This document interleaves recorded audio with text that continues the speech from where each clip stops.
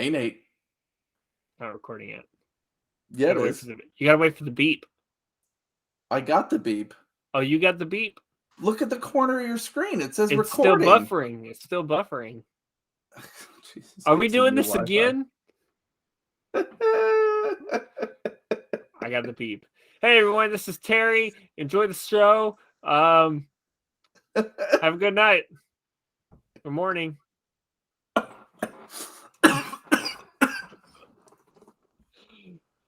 Oh, God. So this is a long episode. It's really long. It's a great episode. Definitely I loved it. In the top 20 that we've done so far.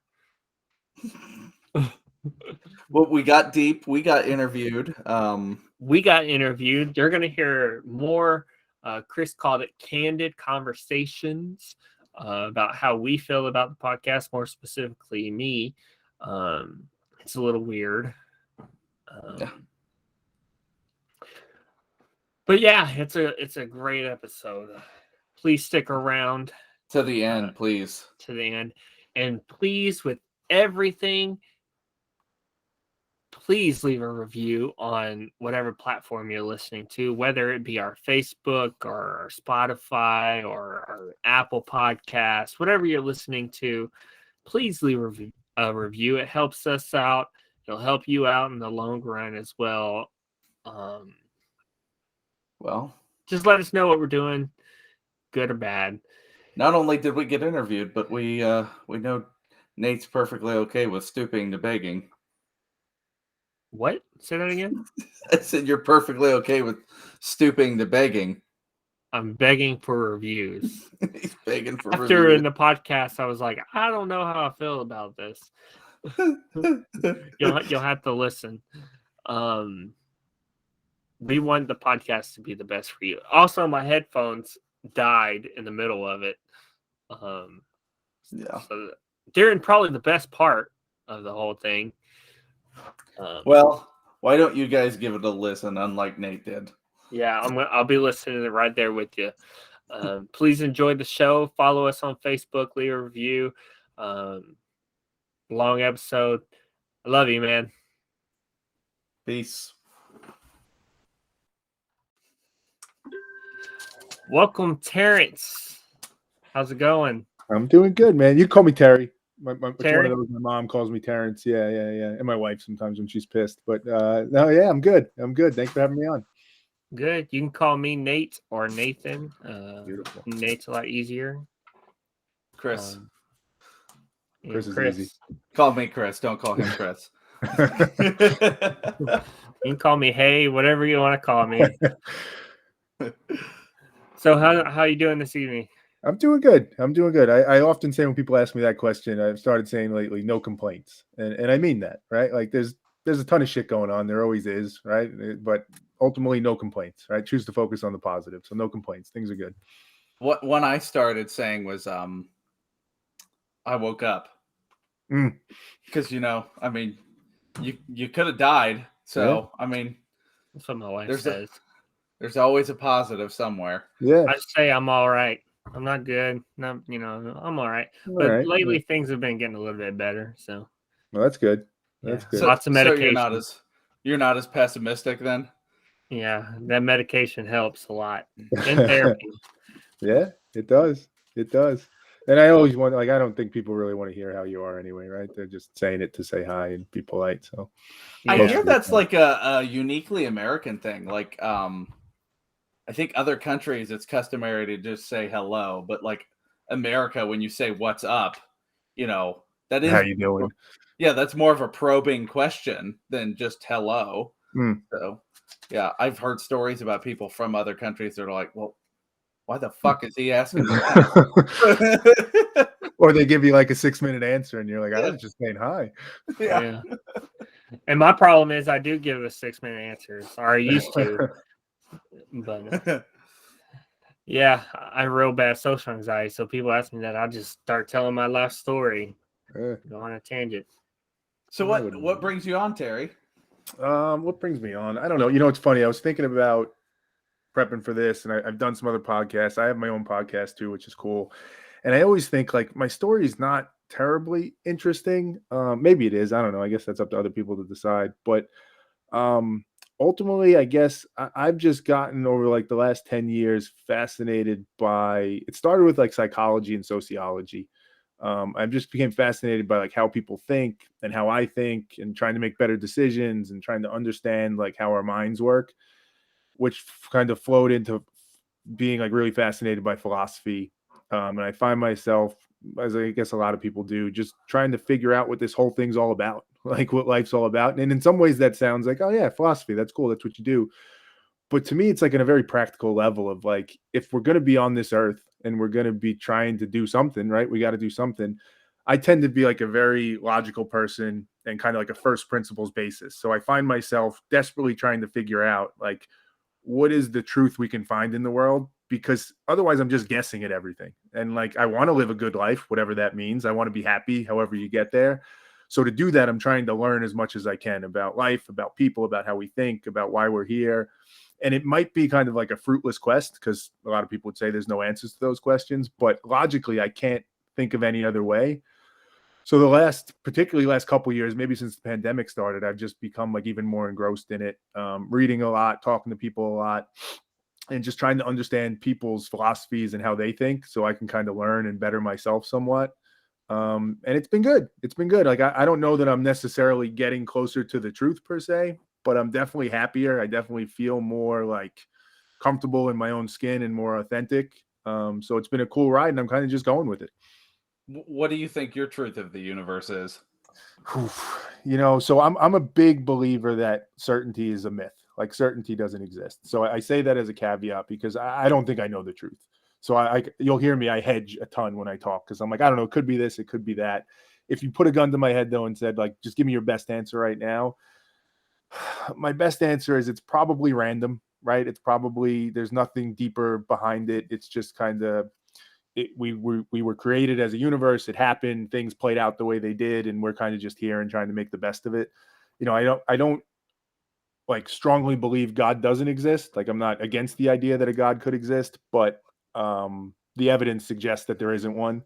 The only thing that really trips me up is that this whole thing had to start from somewhere, right? Even if you follow science and you go to the Big Bang and you say, okay, that's the scientific explanation, but what started the Big Bang? Like, what put that in motion?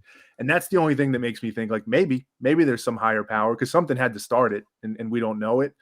But if I had to guess, it's just random. And part of it could be based off of our experience with the universe in general. Like, in our world, in our experience on Earth, every single thing has a beginning and end. Everything's time is finite, and the universe may just not operate like that on a whole scale. Which is trippy to think about, right? Like, to even get our heads around what that would mean is hard to even like put into words or to grasp. But you're right. Have you heard about the new telescope that I did. Like, that's going to be able to see like billions and billions of light years away? Like, it's crazy to think. The universe is fascinating. It's like time travel. They're hoping they can actually physically see a Big Bang happen. Yeah, because I had heard somewhere that they can see as far to the Big Bang, but then somehow it's like blocked off. Like, they can only see a piece of it. They can't see like around it or behind it. So I don't know if that's going to change that. And yeah, I mean, who knows? My guess would be, even the more information we get, it's always going to lead to that. But what about before that? And what about before that? Oh, yeah. But the thing that trips me out the most is I was listening to some physicists speak one day, and they were saying like the best sense that science has is that some point, a billion years from now, whatever it is, like all the stars in the universe are going to die out, and they're going to eventually turn into black holes, and they're going to then consume everything that's in the universe, and it'll go to complete nothingness. And just like what you were talking about, like, I can't even wrap my head around what that, like, what is nothingness? Like, what does it mean if the universe disappears? Like, then what's there? Nothing. But what is, like, we can't even grasp what that is. And that makes me think, like, I don't know, then maybe there is a God. Again, if that can happen, then anything's possible. That's the stuff that keeps me up at night. Man. and if the universe plays out long enough, like, say for whatever reason our Earth gets lucky enough to avoid another asteroid that kills everything on the planet, or damn near. If we have generations behind us that survive that long, your great umpteenth grandson, granddaughter could be something that's not even technically a human anymore. Yes. Yeah. And that's crazy to think about. Well, and that's what brings me back to when you said, like, what's my view of the universe? It's just so infinite in the variability of it and what it could be that it almost seems arrogant to say, like, oh, this is what it is. Naive and arrogant to say. And I think, like, to bring it back, a lot of people would say, like, oh, interesting conversation you guys are having, but who cares? Like, how does that help me today when I have to go to work, or tomorrow when I have to deal with my wife or whatever? But to me, it's all connected because, again, if you trace it all the way back to the root and the first principle, if I'm trying to figure out what my next action should be, it has to be rooted in some value system, something that tells me, like, this is good, this is bad, this brings pleasure, this brings discomfort, whatever it is. And as you trace that back, it all comes, like, I need to know what this is first so I can determine what's good and bad. I need to figure out what the value system is actually based on. And it always comes back to that. And that's what makes life tricky because, again, I don't believe in certainty. I don't believe there's a clear right and wrong, even on things that seem obvious. And I think there was a Tolstoy quote. He said, if I don't know what I am or why I'm here, then life is impossible. And I kind of get that. It's kind of like you're just throwing darts in the dark otherwise, because we don't know who the hell knows. You have to set a standard, like, whether you're believing in a higher power or not, you have to set a belief system for yourself to go by.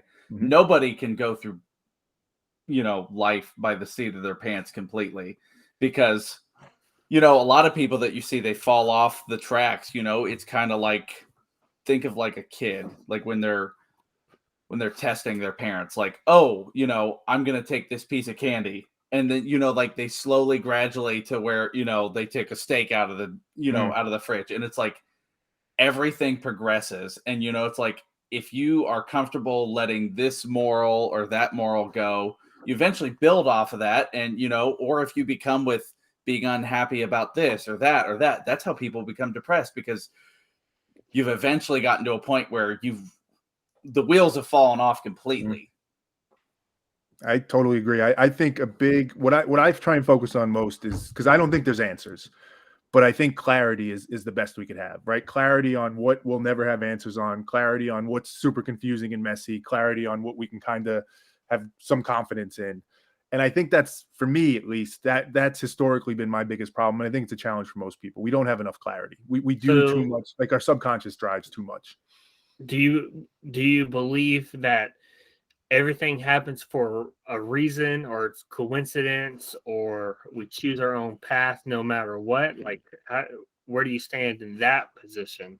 So when you say everything happens for a reason, I do believe that, but probably in a more literal sense than most people would take that. Like, more like the butterfly effect and less like a design path.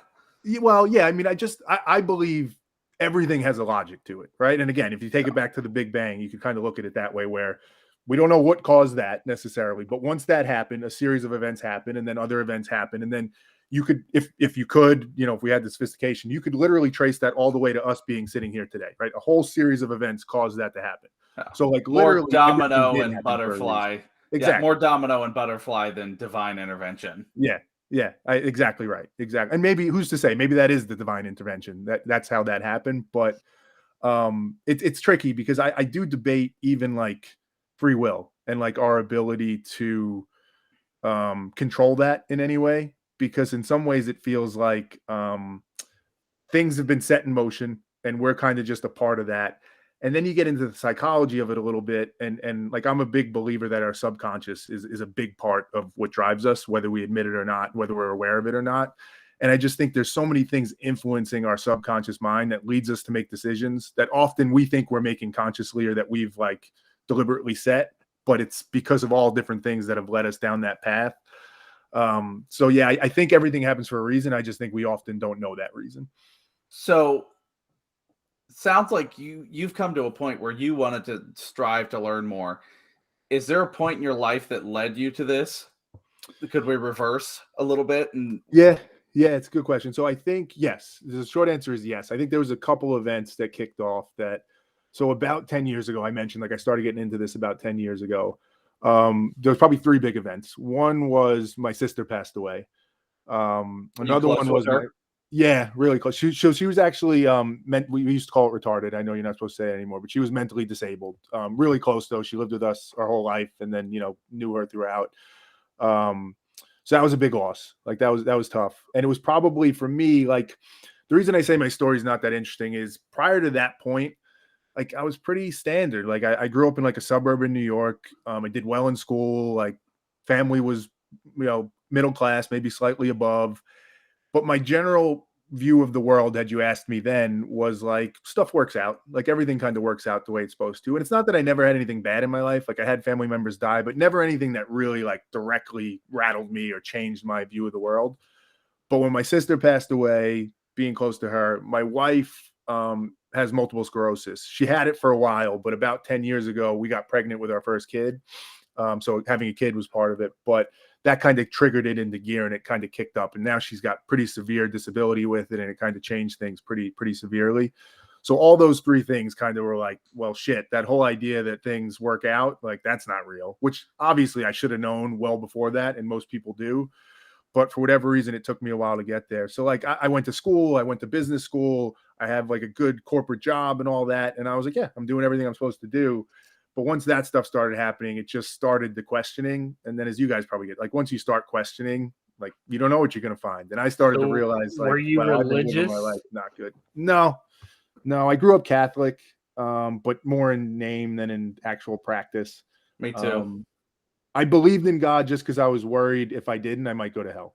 Like if he was real, that there's a chance. So I kind of hedged, but no real. I did too. And then I'm like, oh, wait, this guy knows everything. So he's going to know I'm faking. My poker face isn't that good. Yeah. So, but yeah, that was kind of the events. How old were you when you found out about your wife's diagnosis? So we were in 18. Short answer. We were in college, freshman in college. We went to junior high together. We met in junior high in 7th grade, but we didn't start dating until college. But she got diagnosed freshman year of college, right around when we started dating. But at the time, I didn't even know what multiple sclerosis was. And when she had it for the first, 5 or 6 years, maybe more, it was like minor stuff, but nothing huge. Big nothing burger. Yeah, no big deal until it was, right? And then, here you are. So how has that felt as a spouse? Do you feel helpless sometimes? Yes, but I'd probably say, if I'm being honest, that's probably not the overriding feeling. There's definitely a helplessness because there's literally nothing I could do, and it's pretty bad. Like she suffers pretty hard. Like probably the overarching sensation is I feel bad for her, like because it's just miserable. Like it impacts her physical, her mental. It impacts so much for her. But there's also just a very real, it's shitty to say, but it's true. Like it does make my life harder. Like we have a son and most of the responsibility falls on me. And that's been a big part of it too, if I'm being honest. Like when she first got really sick, we had a young son and I was angry most of the time, but I kind of had that cognitive dissonance thing where it was like, I'm still a good person and I'm still a good dad and I'm a good husband. And I think I was generally. But I was just pissed and it was hard to deal with and process. And I started to realize like, hey, if I don't change something, like this is going to be my life, just being angry, being pissed, not knowing how to deal with this. And a big impetus for the change was like, I have to figure out a way to deal with this that's healthier. And like, I had a bad temper, not like in a crazy way. I was never like beating her or anything like that, even close to it. But I just grew up in a way thinking things work out. And when they don't, you kind of throw a temper tantrum in an adult form. And that's what I was doing for a while. And it just made me realize like, I gotta fix that. So like, if I'm being honest, that was the overriding sensation of like, this sucks for me. What am I going to do about this? With an understanding that if I fix it for me, it'll make my wife's situation better too, somewhat. Is her I'm kind of going through something like that too. I mean, my wife doesn't have, MS. Thank you. The abbreviation was escaping me. But I was kind of going through the same thing. My wife was a stay-at-home mom, and I was the only income, and I was pretty salty about it for a while, like I'm working all the time and all this blah blah blah, and I was having a lot of resentment. And then I guess something in me just kind of clicked, and I was like, being a stay-at-home mom isn't all it's cracked up to be. Oh, fuck no. There are days where I'm relieved I'm going to work as opposed to staying with the kids. Yeah. No, think I'd about rather that. stay home. Really? I'd rather stay home. I think I was built to be a stay-at-home dad, but unfortunately, where I'm at, she can never make enough money like I do, so I'm stuck in that position See, forever. I love my kids, but I'm way better as a parent in short bursts. Yeah, I get that. I'm probably not the best. I'm probably not the best dad ever, but I would love to just be able to spend all I day don't think with anybody could. If you could reasonably say that, then you're not. Yeah. Yeah, Like I totally our agree with that. lunches and dinners are just like garbage. Not dinners, but like, you know what I mean. It's tough, man. Kids are tough. So my son's 8. We only have the one. He's 8 years old, and I love him to death, obviously. But it's hard. Like I have a friends, 2 friends, a couple, who are still debating about having kids, and we're in our late 30s now. I'm 38. They're the same age, and I respect them so much because they say it all the time. They're like, we would love to have kids, but if we're just being super honest with ourselves, like we don't want to deal with it. Like we'd love to just have the freedom. We don't have to worry about. Like it seems hard. It seems really hard. And some people look at that and they're like, you pieces of shit. But I look at it and I'm like, hey, like, good for you. You're being honest about it. Better to do it that way than to not be happy, you know? Because guess what? There's people that have kids and they still don't have that conversation with them, with themselves even, and they just disappear from the kid's life, but they never come to that realization that it's like, oh, it's because I'd rather worry about myself because they're still making excuses for themselves on why they're not there. Oh, I had work, or, I just can't right now, honey. It's just been hard with every. But if you would have had that honest conversation with yourself and gone through the proper steps to prevent a pregnancy beforehand, you wouldn't have to be making excuses to anybody. Yeah. Yeah. And you said it, right? That honest conversation with yourself, that to me is the biggest thing. Like that's what I was such a people pleaser earlier in my life and just not honest with myself.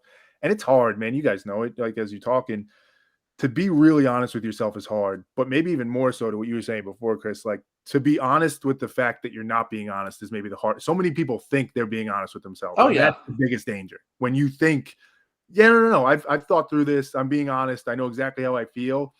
Almost inevitably you don't, right? Even when you, like you said, if you think you know, then you almost definitely don't know. The people that are closest to knowing are the ones that are like, I don't know. I'm not sure what the actual, I'm trying my best, but I don't know. Yeah. So with your wife's MS, how was the conversation of let's have kids? So when we first did it, it was because it was still at that point, like, this is no big deal. Like it's minor stuff. So it was like, yeah, we'll have kids. And we knew people from like talking to doctors and research that had kids with MS and it was no big deal.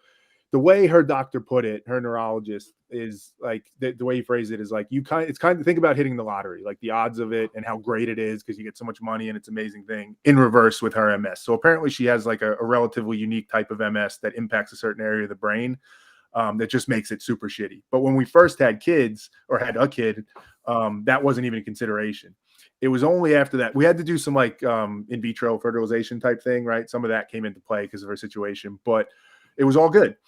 When we went to do it again, we went to have a second kid and we went through the IVF again. She started to get worse and deteriorate, but she really wanted to have another kid. So did I. So we went through like 3 cycles of that. By the end of the 3rd cycle, it got bad. She needs a walker to walk around. If she wants to go long distance, she needs a wheelchair. Just started to get real bad. Fatigue was real bad. Started to have like cognitive issues. So now at this point, it's like now she still wants to have another kid. She would love to. And I think honestly, part of that is like she doesn't have much else to hold on to. So like having another kid would be something. So we have that conversation now, but it just doesn't seem feasible. Like we can manage the one, but to add to that would seem like not possible. So Nate, do you know like basically what MS is? Isn't it like deterioration of like the body kind of? Pretend this is a nerve. He's a nurse. He's a nurse. Oh, so you got it. All right, yeah. Yeah. He's not just making this stuff up. He's a nurse. You know how like when you have a electrical cord and like it starts to fray because you've bent it so much and it like starts to come out, and then like your charger will work sometimes, but sometimes it won't. The myelin sheathing, so think MS, myelin sheathing around the nerve synapse is deteriorating and disappearing. That way the electrical signal is not going to where it needs to and firing properly. So the more his wife's disease progresses, the more of the electrical tape, so to speak, on the outside of this nerve is deteriorating and diminishing. So eventually it gets to the point where you won't be able to fire off the signals to your legs, your arms. Mm-hmm. I had a patient that just passed from MS today. Oh, wow. Very progressive. She was a quadriplegic and eventually got to the point where she can't swallow. Yeah. Wow. Yeah. Which I'm sure you've had that conversation with doctors. For sure. Yeah. And she has, they call it, it's the cerebellum part of her brain that like is the most impacted. And apparently that's bad because what it causes for her is coordination and balance. A lot of that, I guess you probably know better than me, Chris, but so like she gets like tremors and like her legs are actually relatively strong. It's just she's lacks so much coordination and balance that she literally can't walk.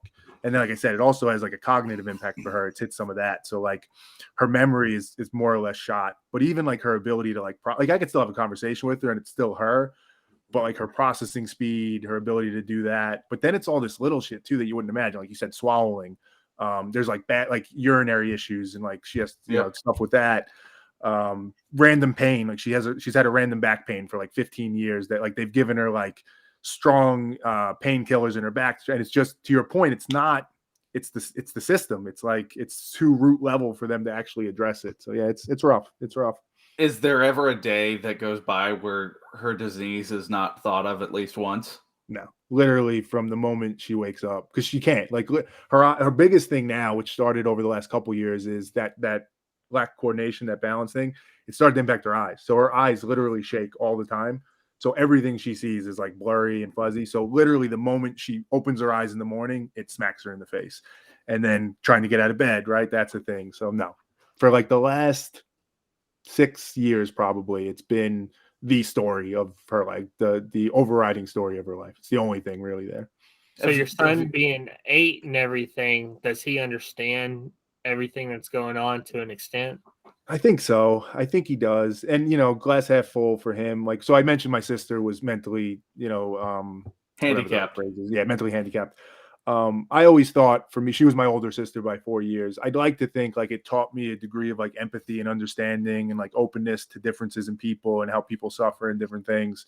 I'd like to think with my son, it's similar. Like this is all he's known of his mom. So he's very compassionate. He's very empathetic with it. But he gets frustrated at times because she can't, you know, he's in 8th grade. He's 8 years old. So he's in 3rd grade. There's class moms. They're making gingerbread houses around Christmas. There's all sorts of stuff going around at school. And people at school always be like, oh, is your mom coming in for this? And it's like, no, my mom, you know, so that part's tough. I think that's, you know, just as an 8-year-old, that's too much to process. But by and large, I think he gets it. And he's pretty good about it, to be fair. So this is going to be a probing question and you don't have to answer it. Hit me. I like him. When you and your wife sit down and have a conversation about what your guys' future looks like, what's the hardest part of it to talk about? So we've done this recently. We did kind of the whole will process recently, like making a will and all that. The hardest thing to talk about, is if you know, there's some stem cell stuff out there, there's some different things. So there's always a little bit of hope that it might get better. But the hardest thing is definitely like, what if this is it? Like, what if this is literally the rest of my life, which it very well may be.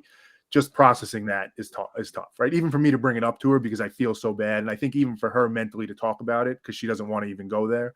Mm-hmm. But probably more direct to what you're saying is the hardest thing to talk about has been, if God forbid something happened to me, what would we do with our son? Because to have to say like, listen, you wouldn't be able to take care of him. You just wouldn't. For the physical, for the mental, you couldn't. I didn't even think about that aspect. Yeah, I was kind of just thinking what if something happened to her, but surprisingly, that's the hardest part. So like having to put it, because it's important, right? Because as I said, like the cognitive issues, her judgment is off. So like if something happened to me and it naturally that people would just go to the mom, right? Like they would just be like, okay, mom, what do we do? But it can't be trusted that she would make the right decisions, not because she's a bad person, not for any of that. So having to like agree to the fact that if something happened to me, we'd have to have somebody else come in and ultimately make the decisions. That's a tough thing to tell somebody because she's still there enough to recognize how shitty that is, that like she can't take care of her own son. So that's been the toughest part. How much has the disease progressed in the past 5 years? A lot, like significantly, to where it's, like I said, like physically it impacts almost every part of her body. The mental part was the thing that surprised me the most. That I would have never expected that. Have you two had the discussion about what happens with her in 10 years? Honestly, a little bit, but not like we're aware of it. We've talked about it a bit, but no, not to the level we probably should have, if I'm being honest. It's like talking about your funeral. It's just weird. And even if it's not literally a funeral, which hopefully it's not, right? It's like, I don't know. Like, even if it stays exactly the same as it is today, I think for her to think about that, like, what do you mean? 10 more years of this? Like, that's crazy. Yeah. Like, I can't even imagine that. And it's funny, like, obviously COVID's going around, but even pre that, like, I'd get the flu sometimes. And I think all the time when I get it for those 3-4 days, whatever it is, like, this fucking sucks. Like, this is miserable. This is, horrible. And I'm like, is this what it's like imagine every single day and then times 10, right? Because there's other stuff that goes into it. It's hard for me to fathom, honestly. I bet COVID scared the crap out of y'all. Yeah, a little bit, because she's to what Chris was saying before, the nature of it is it's your own immune system that's attacking you, that's causing that damage. So she takes like a light form of chemotherapy to suppress her immune system to try and stop it. So with COVID, right, like that's a bigger risk because now your immune system's suppressed. So yeah, that was fun. That was another level of fun in it. Oh yeah, and it's so virulent. I mean, damn. So I'd like to move to another subject. Hit me. So I'm reading through your profile, and you mentioned 2 things we could talk about. You said you spent the last year making a self-reflection video every day on YouTube. Yeah. And then something about a Drogo. Yeah. So let's talk about that a little bit. Yeah, so the video, it happened when COVID happened. So it was in the spirit of what we're talking about, right? The last few years and 10 years, whatever, studying this stuff. It was kind of on a whim. My brother sent me a YouTube video, coincidentally, that an artist made who had like artist block, right? Couldn't find his creative energy. And somebody gave him advice that said, just pick one thing. And I think he picked a bird. And it was like, draw that same bird every day for a year. Because then it'll relieve the pressure of like, what should I draw? How should I draw? Just do it. The same thing every day. And he talked about how awesome that was because it started just drawing the bird and then eventually like different versions of the bird. And then it became like a comic strip and all this stuff. And I was kind of stuck a little bit and like, what do I want to do with my life? Like, what do I want? And I know I love philosophy. I knew I loved this kind of stuff. So I was like, all right, I like talking about this stuff. I like thinking about it. So I'm going to make a video for a year and just kind of see where that goes. And it's funny, I say this, but when I first started doing it, I was like, oh, this might be huge. Like I might get to like thousands of followers and subscribers. It's going to be awesome. I think I have 24 as of today. So not so many. But it ended up being, it ended up being an awesome experience though, because like the self-therapy of it, of like just reflecting on stuff and thinking about stuff and like putting it into words, not just floating around in my head. It helped me get a lot of clarity on myself and kind of how all the stuff we're talking about, how I view the world, how I view the situation with my wife, all that stuff. So it became super therapeutic. I still do it. So I finished in April of last year. Actually, it's a little bit dated. But I still do it, not necessarily every day, but I try and do it like a few times a week. Now, how candid in it are you? Pretty candid. Like it's funny, when I first started, one of my things was like a lot of people, like fix the world, right? I wish we weren't so divisive. I wish people could have better perspective and not be so angry. And ironically, like for the first week or two that I did it, I was just angry. I was just complaining about stuff and like arguing, that type of thing. Then it became kind of a mix of me being candid about stuff that I mess up when I yelled at my wife, which given the context we were just talking about, being like, how could I yell at her when this is going on, mistakes I made. But then to your question about a Drogo, like it started to almost formulate like a philosophy in my mind of like what I do think of the world. I call it a Drogo. It's kind of kitschy, kind of stupid thing, but I think it means to question in Latin. But it kind of became this philosophy of how I think about the world and how we approach the world and kind of my value system. But yeah, pretty candid. I try and be open. That's one of the big things I've taken away from this is like authenticity is when there's no answers, when there's no clear answers, the best we can do is just be authentic and be true to who we are. So I try and be as honest as I can now. Yeah. Honesty helps a lot. Hard to do, particularly for me. Like I said, I'm a people pleaser. So I spent most of my life not being honest. And not admitting that I wasn't being honest. So it's been quite a change. Yeah. Looks like Nate's having a little bit of trouble over there. My headphones died, guys. So I missed a lot of that conversation. I apologize. That's okay. So much. That's okay. It's weird having headphones that need to be charged. Yeah. That's today's day and age. Did I tell you we're not professionals? That's why I like it. So, do you feel like there's things your son misses out on? Yeah, but I think we all do, right? We lost Nate altogether. He'll come back, right? I assume. I feel like we all miss out on stuff, though, right? So, like, we for people didn't hear it, right? When we started the show, I think before we got on, you guys said, "How you doing?" And I said, "No complaints." I really do think it's a choice, right? I think every situation, there's positives and negatives in it, and it's what we choose to focus on. And obviously, some people are in tougher situations, and there's more negatives than positives. But and my wife's maybe the epitome of that. But there's always something. So, like, when I think about my son's situation, and what I try and teach him is like, yeah, there's definitely stuff that he doesn't get because of that. But then there's things he does get. He gets better perspective on the world. There's other, so like, it's like, you know, sometimes we're like, well, I didn't have who has a perfect childhood? Exactly. Nobody. You know, I didn't grow up with as much money as this person did, but I had, like you said, you know, I had perspective because I, you know, grew up in this type of family. You know, it's like every lot in life. I mean, like every cloud has a silver lining. Every lot in life has a little bit of a shit smear on it. And look at the contrast too. Like I told you, when I grew up, I was kind of the opposite. Like, sure, my sister had some issues, but that's all I ever knew, so I didn't think much of it. Like, it was her, not you. Right. Like, so it took me until something bad happened to get the perspective to be like, oh wow, like I'm not viewing this right. Like, I'm not being honest with myself, all that. So in some ways, it's a bit of a gift to have some adversity earlier in life, maybe because it gives you that perspective earlier, and then you don't get knocked on your ass, you know, as much later in life when stuff starts happening. So yeah, I think so. Yeah, I like to think that he's happy though. I truly do. And I think that gives me some hope that like all of us could be happy, right? It's not easy. It's not easy at all. But there's even in the worst of situations or bad situations, there's a way to find that silver lining, like you said. My wife does put it to the test, though. I'll be honest. Like, from a philosophical perspective, I think about that a lot. Like, can she be happy? Like, if you're that impacted, right? But the dichotomy between you and, or like your wife and your sister, you know, your sister has this disease, but it's like, were the intellectual capabilities ever there that much for her to ponder on it more than just a surface level? Well, this makes me sad.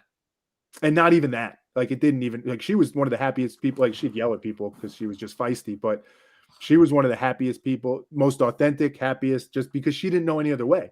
Like, ignorance is bliss. Exactly. So she was like totally to that. And your wife had a normal life up until 18. So it's like, I've always thought of like, well, if I were to, you know, if I was blind, I'd rather be born blind than, you know, have vision and then lose it. Yeah. Or hearing and lose it. I have two questions. You don't have to answer the second one. I probably will. Do you go to therapy, and do you plan on taking your son to therapy? Good questions. I do not go to therapy. I have looked into it, and I definitely recognize that I probably already should be, but definitely will be at some point. I've kind of used, back to your original question, Nate, those videos were kind of like my initial form of therapy, of like working through the situation a little bit. I do have a brother who I'm really, really close with, family in general that I'm close with, but my brother in particular, who I kind of use as kind of a you know, ad hoc therapist.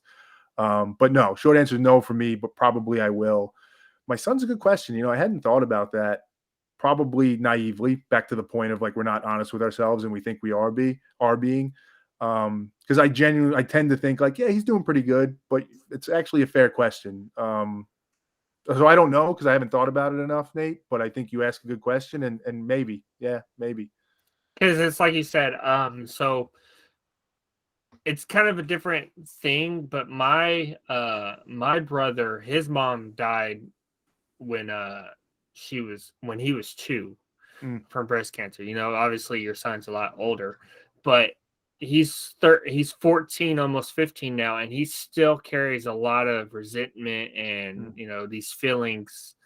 His dad, our dad, but his dad also was not a great parent. Mm. You definitely seem like you are. So, but he has a lot of feelings about that, and having that, you know, he doesn't like mom figures, but he does at the same time. I just think for he your craves son, he craves a mother's attention, but he doesn't know what he'd be looking for if he found it. Exactly, yeah. So like, therapy, and it's like you mentioned earlier with your son, these moms are coming in. He's got to have feelings, and I think a child's therapist for him would be a good way for him to express this in a way that he doesn't know how, because one day he could lash out and you'll be like, whoa, where's this coming from? It makes me think of two things. One, which is, again, probably naive. I think there's some truth to it, but like I talk to my son pretty, not literally like the conversation we're having, but I try and be pretty open with him and try and push him to think about how he's feeling and question himself a little bit. So I think he tends to fall more on the side of the spectrum of sharing how he's feeling and sharing some of that. But you're so right. Like inevitably, there's definitely stuff that he's not sharing. And just an example of that maybe. This year, actually, it was the student council in his school, and there were a bunch of third graders. So whatever the student council does, I guess they one of the kids found out about my wife's situation, and they were like, "Hey, we'd like to raise money for her. Like we'd like to do like a cookie sale or something and raise money," which is awesome, super nice. So he came home the first day and he told us that, and he was all excited, and we were like, "That's awesome, that's so nice." And then he came back from school the next day. And I guess the kid who was going to do it, their mom was like, "Hey, you should just check and make sure, because if we do that, then the whole school is going to know her situation. And just for privacy reasons, like you should make sure if she's okay with that." So the kid asked my son that, and then I guess that made him start thinking, and he was like, "Wow, do I want the whole school knowing what's going on? Like, do I?" And he became conflicted, and you could tell when he was talking to us, like he felt bad saying it to my wife and to me, but he was like, "We don't have to do it. Like they want to do it, and it's nice, but I don't know." And I just think that's a good example of what you're talking about. Of like this stuff's going to come up. Like there's too much that's in this, and too complex, and too much feelings involved in everyday life. That you're right. There's a lot he's probably grappling with that I don't think about on a daily basis. And there's, same goes to you, you have your brother and stuff, but if you have, as someone who does go to therapy and Chris goes to therapy, you have that third party that you can literally tell anybody and they can actually understand your feelings. And it's literally a no holds bar. Like for your son, eventually it's going to be like, he's going to feel a certain way and he's not going to want to tell you because it probably makes him uncomfortable. Yeah. I get a question for you guys. We don't know your family dynamic. No, that's cool. I'm just curious, and maybe you guys have talked about it before, but like one of the reasons I haven't done therapy, part of it is just inertia, right? Like I got to find the person, and then I do worry, like how hard is it to find? Because how important is the connection with the person to feel like either that you trust them, that they're like competent enough, that they get you enough, like all that. Because I always worry about that it's going to be like a long, arduous process to get to somebody that actually feel like could help me. But am I overthinking? You're going to be window shopping for a while. It's like making a friend. So you don't know this person, and you're telling this person your secrets, but you don't go in and be like, "Hey, random person, here's all my deepest, darkest secrets." They're professionally trained. You graduate, the first session is like, "Hey, how's it going? Tell me a little bit about yourself." And the more you do it, like my therapist, I was real uncomfortable with like calling her in situations that I really needed someone to talk to. And eventually that situation came up and I called her and she really like walked me through it, walked me through the steps and everything. And now because of that, her and I, when I go to therapy, I'm much more relaxed and comfortable and I make a point for myself. Like I will never lie to this person. What I say inside this little room is confidential no matter what. So have you stuck to that? Have you never? Because that I have. I have. And I tell her, I was like, I want you to know that everything I tell you is exactly how I feel. I cannot lie to you or I cannot get help. And that was the biggest thing for me is I wanted help. I was going through a really dark phase. My wife was like, if you don't get help, we're going to leave. It's like the confessional at the church we grew up in, except you don't have to worry about getting molested. That scares me, but also scares me. Like literally the thought of being completely honest. Not only does it scare me, like I literally don't know if I could do it. Like I tend to hedge so much and like hold back And just a little bit. the thing about it with the therapist, you can be like, this is how I feel, but I feel guilty about it. Yeah. You know, so I'll do a little confession. I talk about the podcast a lot when I'm in therapy. Talk shit about Because Chris. no, Okay. I'm not an arrogant person. I hate talking about myself. I hate being on video. Like I have a lot of self-esteem issues. And so, you know, I've talked about how, you know, this podcast has helped a lot of people, but I don't feel like it's right for me at certain times because, like we've interviewed people and they give off a very arrogant vibe, but like that's who they are. They're mental health professionals. And it's like, I'm not. You know, I'm just here. And she kind of comforted me. She's like, that's your whole thing. You know, you say in your podcast, you're not professionals. We're here just to be friends and hang out. This is a conversation. So it's really taken me a while to get comfortable. You know, it is exhausting. You know, this podcast is a full-time job. It's a second job. You know, I miss out on time with my wife and my kids and everything, but my wife understands, you know, it's taken a lot of travels, but that's what without therapy, this podcast would have never started. And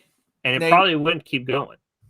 If I could interject, of course, just because somebody seems confident doesn't mean they are. And secondly, some of the most wrong I've ever seen people are the ones that are completely certain that they know what they're talking about. Because they're also the people that aren't asking questions. So your uncertainty is leading you to dig deeper into something and make sure you're getting the right answers, or at least progressing towards that. So somebody may come off with this air of confidence, but they're on a flight of 36 stairs and they're only standing on the 12th and they're screaming to the world that they're at the top. Yeah. It keeps coming up, right? That theme throughout the conversation, because I think it's so true. It makes me think of, and I don't know if the connection's as clear as it is in my head, but are you guys familiar with the concept of like the philosopher king from like Plato and Socrates in those times? So it's pretty much like, I think Plato said it, the idea that like if you're going to have a government, because you need to have a government, the people that should rule should be the philosopher. It should be a philosopher king. And the theory behind that was like philosophers are not exactly what you just said, Chris. Like they are the first to, they're humble. They're the first to admit what they don't know. It's almost, they don't even want the job. Like they wouldn't even want to be in charge of people. And that's why they should be. Anybody that wants to be in charge, likely there's some hidden motivation and ego and power drive and all that. And there's this weird theme that I think about all the time where it's like, as soon as you start to figure out life, as soon as I hear people say like, I've got it figured out, I have the answer to what we said before, like immediately I'm like, oh, they don't get it. Then they don't understand it. Yep. It's only the people that can acknowledge like, there's so much I still don't know. There's so much I don't understand. Counterintuitively, those are the people that actually get it the most, I find. So I totally agree with what you're saying. Yeah, but it's like you'll be our 21st episode and we have over 2,000 downloads. It is that's decent. I'm like, that's pretty good.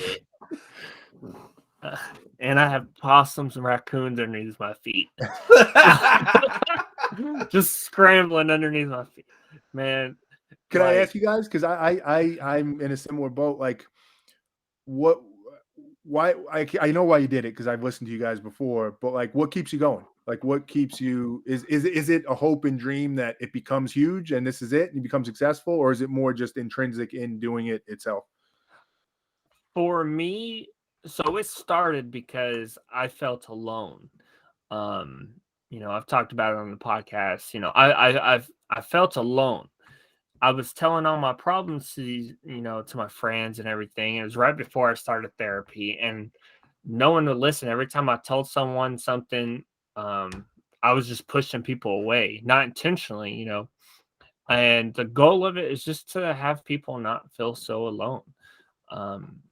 a lot of the stories we hear, a lot of the guys we have, they're like, yeah, I can relate to that. Let me get on and share my story. We take pride that we allow other people who aren't as open with their story to give them a platform. That's why a lot of our guests don't have last names, because we want to give them a chance to be heard, but maybe they're not ready, and they have some stuff that happened to them, stuff that they want on their chest, off their chest. I mean, we would love to be able to make this a full-time job, but that goes back to the whole therapy. It kind of it scares me because I'm not educated like Chris. Like Chris has all this education and everything, and I'm just, in the description it says blue collar hippie. I'm just a blue collar hippie. Where I'm from, you don't talk about feelings, and I personally would love to change that stigmatism. I would like to hear what other people feel. I look like a redneck, roughneck, oilfield trash. No offense to anyone listening, but that's not who I am. And I don't know.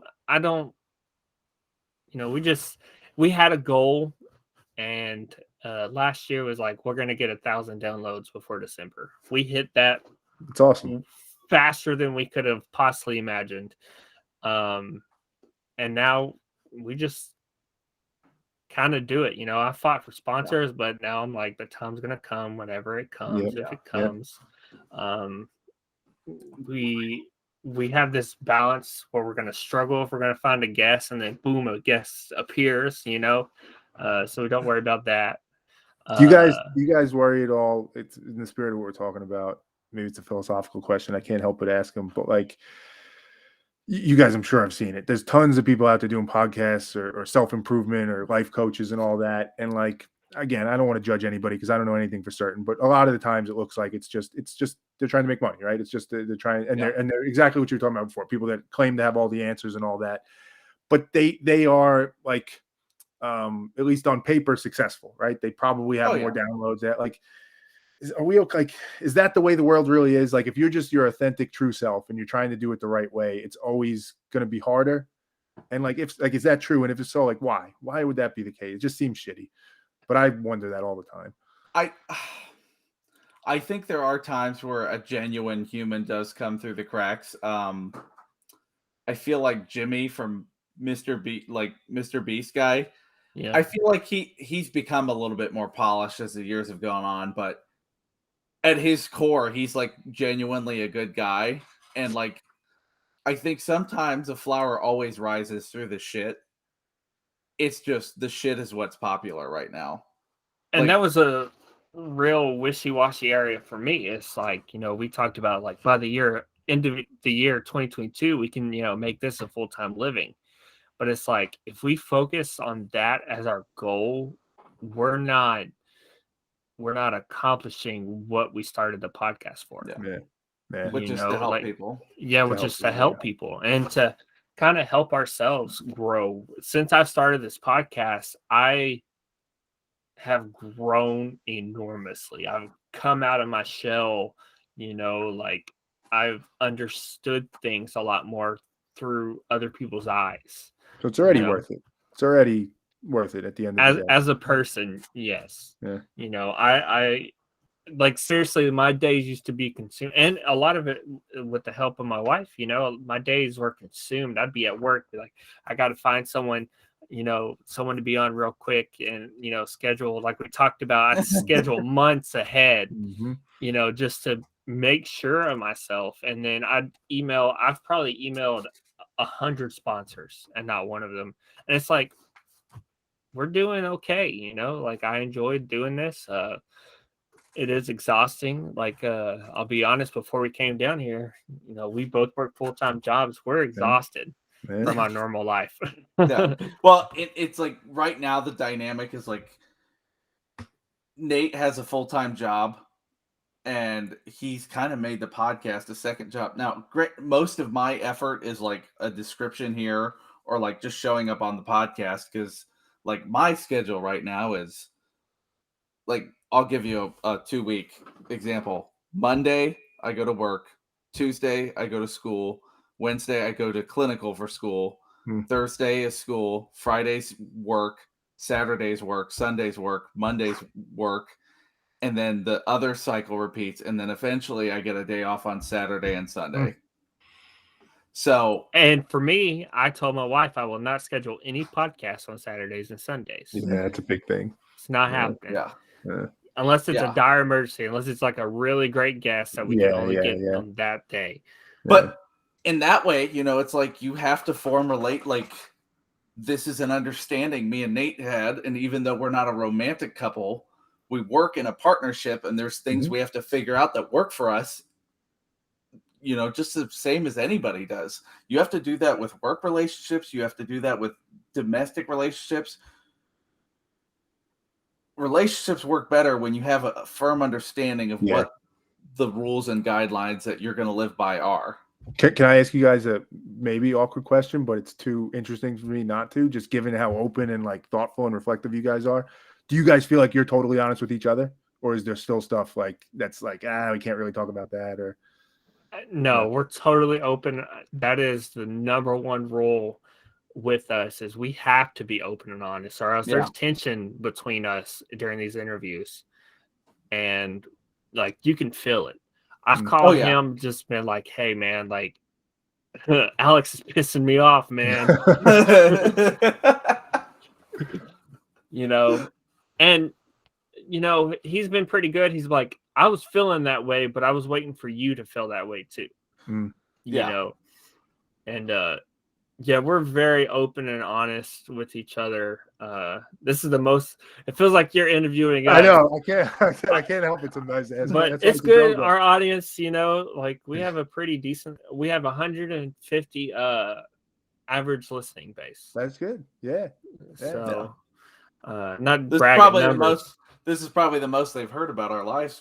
We try to do mental health checks, but we've been slacking. Like I said, this turns into a full-time job. It does. I get it though. I get it completely. So Nate gave all his reasons. Mine was like, I feel like I've neglected introspective thinking a lot lately. And you know, that's life as an adult, you know. Your head gets so consumed with like chores and like daily tasks and like, you know, the minutia of life that you kind of forget to check in on yourself. You forget to check on where you are, where your relationship is, you know, like how the bonds you're forming and detaching from are, and you just get obsessed with life, but without the things that make it worth it. That's surprising though too, because you seem thoughtful. Like you seem like you are super reflective. Like you think, is that more recent? Like if I had talked to you 3 years ago, would it have been different? Because it seems natural for you. The podcast has done a lot of it. Both you guys, yeah, that's cool. And therapy. Yeah. And when we started this, Chris was in the middle of a breakup, you know, / divorce. Like since we started this podcast, seriously, our lives have been, you know, gone for our mental health way better. You know, we're understanding people's stories and just reflecting on it, and it's hard to explain. Really, really hard to explain. I mean, I get it in that, like, even this conversation, I value, like, and I think we are, I like to think I like authentic, honest, like, there's something about them that's just, I can't tell if they're, like, some people would say there's like an energy and like frequencies. I don't necessarily believe in all that, but maybe, who knows? But to me, it's more of like the logical efficiency, like to be able to talk to someone and just actually talk about the stuff that matters and give the honest answer and get the honest reply. Like it's so much more efficient to get to the information or the outcome or whatever it is, whatever you're doing, that it's just like that alone for me, like the change I've seen in myself and the benefit, that's probably the biggest one. It's just like, I find myself enjoying life so much more because when you have honest conversations, it's like you learn more interesting stuff. You figure out better stuff. Things work better. Like if you guys have a problem and you could just talk about it, you don't have to spend 3 weeks stressing, being like, oh man, what am I going to tell Chris? How am I going to handle this? You just fix it and you just go. And it seems so simple, but it's so hard. And well, and here's a tip I would give anybody out there listening. If you want to have an honest conversation with somebody, the best thing you can do, or even just a thoughtful conversation, go in without an agenda. Start talking about their day, ask probing questions, and then eventually it leads to where you want it to go, but don't force the issue. Yeah. My thing about it, I had anxiety. Well, I have anxiety, but I would have anxiety about it. I'm afraid of confrontation. That's one thing I'm fighting. Me too. I would determine the conversation, how it began, the middle of it, and how it would end before I even asked the question. And now I'm just like, I'm gonna go for it, see what happens. You know, except for my wife. You know. You know what's tough though? I think about this trick and it all so I'm very similar. People pleaser, not saying you're a people pleaser, but I was afraid of confrontation. Oh, yeah, even asked you guys that question before, like that awkward question. Do you guys in my head it would have been playing, and I can't ask that. What if they have an issue and I step on a landmine? I would have been terrified of it. But the nasty thing about it, I find, is like once you start getting comfortable with that, you're like, oh great, this is better. But then you run the risk of going too far the other way and being like, oh, I'm just super confident now and I'm going to ask any question. And then you become an asshole for a whole different set of reasons. And like, that's always my fear, like just always trying to keep the guardrails in there and kind of stay on the straight and narrow. Our thing with this, we have to be pretty sensitive because we can get into some dark areas. Yeah. You know, I think between Chris and I'm the more sensitive one.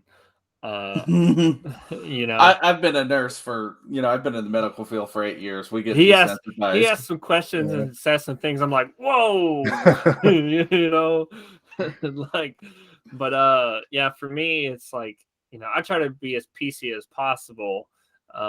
Even though this is a men's mental health podcast, it's still important to me. I don't want to offend anyone. Yeah. That's why, I was real weary about the whole sign in therapy question. Yeah. I could see how that could be a touchy subject. Yeah, I get it. I get that completely. For me, I just I've just become more open in that. But I think to what Chris was saying before about having honest conversation, I think he's right, not having the agenda. And the way I think about it often is like, you first have to have the honest conversation with yourself and figure out your own stuff and like what those landmines are, what those doors are you don't want to open, and just be like really honest about that. Then when you go into the conversation, you could be that much more comfortable and feel that much safer. Like had I known, like I definitely don't want to talk about my son, it would have been easy to be like, oh no, I don't want to talk about that. But like I've kind of done that work beforehand a little bit, not perfectly by any means. There's plenty more work to do. But that I found helps it to be that much more honest too, because I know what I actually am, like what I actually feel, what I actually worry about, that type of stuff. And that's a good thing. Like with us, we don't do our research because there is no research. We're not interviewing celebrities, looking up their Wikipedia page. We can only talk about what you bring up. Yeah. We've yet, hopefully we don't ever cross that line, but we've yet to have that person be like, I don't want to talk about that. Yeah. Because then it's like, why did you bring it up? Yeah. You brought it up. You must kind of want to talk about it. Yeah. But it's what most people telling you about a suicide attempt is about, or that they're thinking about it. Yeah. Yeah. They want to talk about it. And even if they're acting like they don't, they brought it up for a reason. Yeah. Even if they don't go into details, we've had people go into great detail, and we've had some not so go. That's none of our business, but like you want to talk about it. That's what we're here for. Yeah. We've tried to be a form of therapy in a sense. Sometimes we don't get all that. We've had comedians and all we do is just joke and laugh. And, like, that's okay. It's nice to have a break when this is like you're interviewing us. We've never had anything like this before. It's pretty exciting. Yeah. No, so I get it. You've gotten deep into the philosophy. So what is one of your favorite, oh God, what do you even call them, theories? Well, probably my biggest one is we do what we want to do, which most of my theories sound stupid because they probably are, but they make sense to me. So like what I've come to believe and realize is that we all ultimately only do things because it makes us feel good. It could be on different time horizons. Everybody has different things that make them feel good. But like this whole idea of like, I don't know why I did that, aside from mental illness, maybe, but like, I don't know why I did that, or I don't know, I just made a bad decision. Like, no. In that moment, you might not have thought about it a lot. So I think of everything in like mathematical terms. So I think every action we take, every thought we have, every belief is a calculation in our head of like a pros con, like a cost benefit to determine what our conclusion is on it. Now, sometimes you run that calculation like a kindergartner and it's super basic and that's, gets people into trouble. Sometimes you run it as like a PhD, which is what you kind of want to do. But at the end of the day, there's always a calculation and you follow that calculation. Whatever your mind tells you comes up with it. That's better for me. That's always what we do. So we always do what we want to do. And to me, that's relevant because partially it puts like or a degree of accountability on ourselves. Like I think there's a risk of being too hard on ourselves, but there's also a risk of being too easy, right? So holding ourselves accountable to be like, hey, why did I do that? There is a reason why I did it. And if I think about it enough, I can get closer to understanding what that is. And more information is always better. So that helps you to make better decisions going forward and all that. And in spirit of a lot of what we've been talking about, I think clarity and honesty with ourselves is super important. I think most of the bad stuff that's happened in the world, and you can go super extreme to like a Hitler or wherever you want to go with it, it's people that weren't able to do that. They weren't able to question themselves enough, understand that calculation they were running, see where the flaws might have been or the mistakes in it. So like that acceptance of the idea of any action I take, I can break down why I did it and get to like a first principles understanding has been super beneficial. So how do you feel about intrusive thoughts then, and acting on them or not acting on them? It's a good question. I mean, I think our subconscious controls. Yeah. I feel like there's different types of intrusive thoughts too, because like some of them are almost like, like when you're in a dream, but like you realize it's a dream just because it's so whimsical and like why am I on a flying pig? And some of the intrusive thoughts, it's like they're so ludicrous. It's like I can tell that's bullshit the second it crosses my mind. Like, there's an amusement park near me called Kings Island, and it's like when I go up onto their scale model Eiffel Tower, it's like it's those weird thoughts we all get. And it'll be like, well, what if I fucking chuck my phone off of this? Like, what if I fell off? Like, you just like, and it's weird, like impulses. Like, you're almost like, I kind of want to just throw my phone or a penny or something, but it's like you don't act on it because it comes from that whimsical state. Would you say though that means it's not rooted in anything? Like it's meaningless ultimately? I think it's almost like Freudian, like where your mind just, it's almost like Tourette's, but you don't act on it like somebody with Tourette's. Like, what's the most offensive thing you could do in this situation? Just because it's like, oh, well, that would be, that would be fantastic. Yeah, that would be crazy if that happened. Like, somebody with Tourette's, I was watching, it was like TLC or something, and it's like, they got on a plane. What was that negative intrusive thought? 9/11, and then that's what they kept screaming while they were on the plane. And it's my God, that's kind of what those thoughts are. It's just like, what would hurt you the most in this moment? Is there value in trying to trace them back to anything? Like, does that knowledge benefit? Because I tend to lean on the side of, as you asked, I haven't actually thought about it in those terms of intrusive thought, but I think my thought of it is like, I agree with what you're saying, Chris. It's probably somewhat just like random flashes of mental whatever, but it's probably rooted in something. Like there's probably something in there that you can learn from, but I don't know. Maybe that's wrong. Maybe there's danger. It's fear. Yeah, probably, right? Often. Yeah. Yeah, because it comes from a very more primitive part of your brain. Yeah. So it's acting on those primitive thoughts. Like, oh, I'm close to this edge. The scariest thing possible would be if I fell over. Right. So I'm gonna think about that. Yeah, I buy that.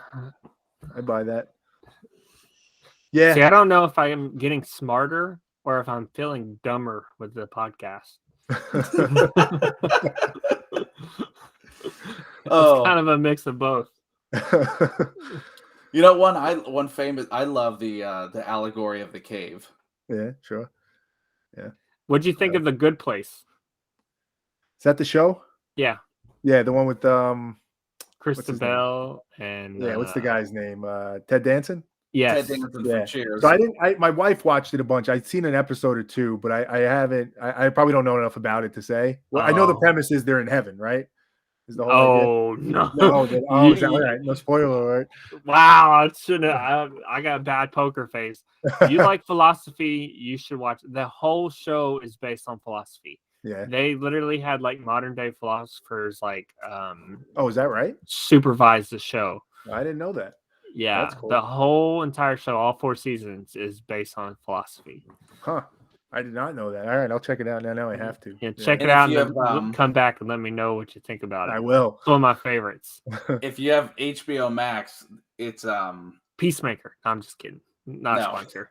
Look up The Sunset Limited. I don't know that either. It's a play by Cormac. It's a play by Cormac McCarthy. He was the guy that wrote The Road. Okay. But it's Tommy Lee Jones and Samuel L. Jackson. Samuel L. Jackson. What's that? Is it new? Oh, it's like from 2008, maybe. Oh, all right, well, there. Yeah. So, like, Samuel L. Jackson plays a religious. I wouldn't even say religious. He was faithful. He was spiritual. Like I don't get the sense that he went to church all the time, but he had a strong sense of God. So he plays this janitor that just so happened to save Tommy Lee Jones' character from jumping in front of a train called the Sunset Limited.